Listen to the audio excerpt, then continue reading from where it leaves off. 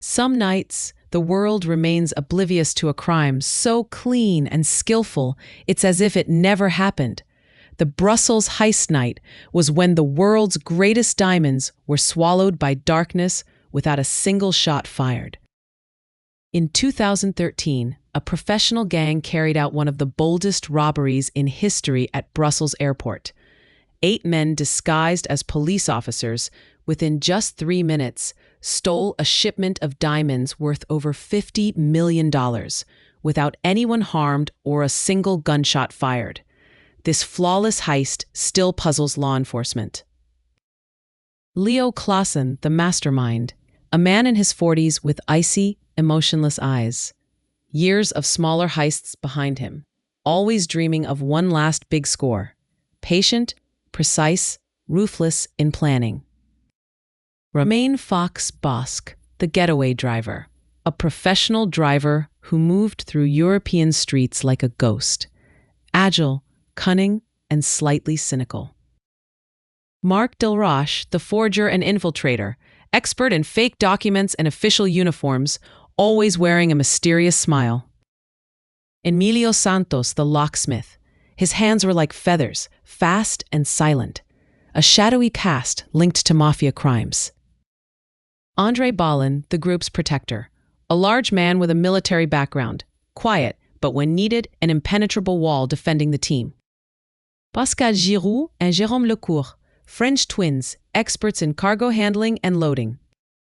Vincent Vince Morier, the backstage coordinator, a man with wide connections, ensuring everything ran on time and flawlessly. Leo had been planning a dream heist for years, not a bank with heavy security, not a museum full of cameras and guards, but a weak spot at the heart of the global jewelry network, Brussels Airport.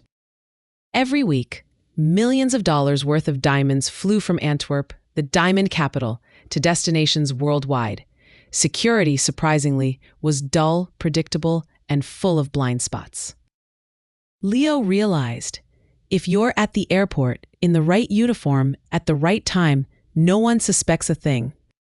Months of planning with insiders inside the airport, carefully mapped routes and schedules. All men knew this was the last mission. Success meant wealth and freedom. Failure meant prison. The night arrived.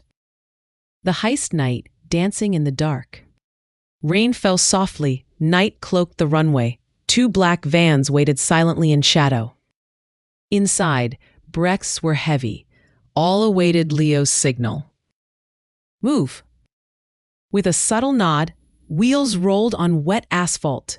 They slipped through a hole cut weeks earlier in the metal fence, unnoticed.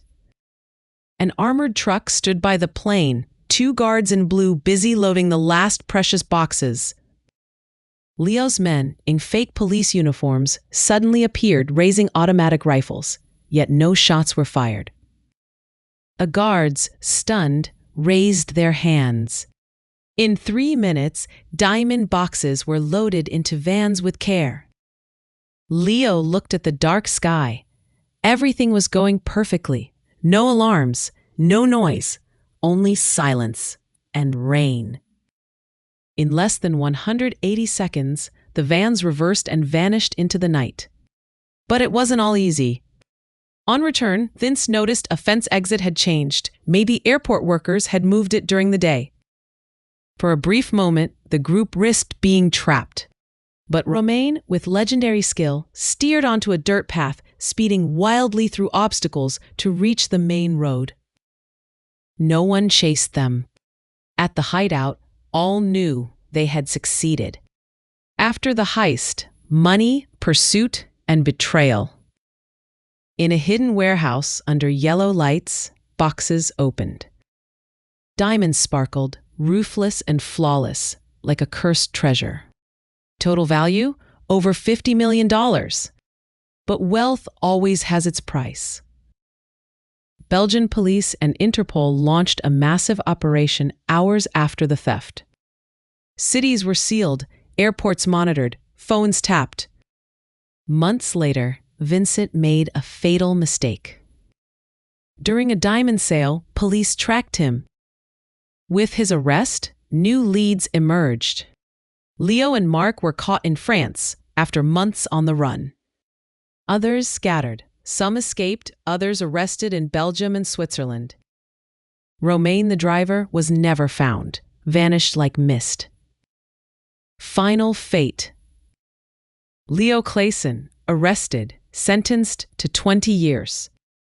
Mark Del Roch, arrested, sentenced to 18 years. Emilio Santos, arrested, sentenced 15 years. The twins, one arrested, one escaped. Vincent Maurier cooperated with police for reduced sentence. Andre Ballin mysteriously disappeared. Rowan Bosque, never caught, likely living in South America with his share. Most strikingly, over 90% of the stolen diamonds were never recovered. The shadows that moved that dark Brussels night still whisper their stories in the silence of the night.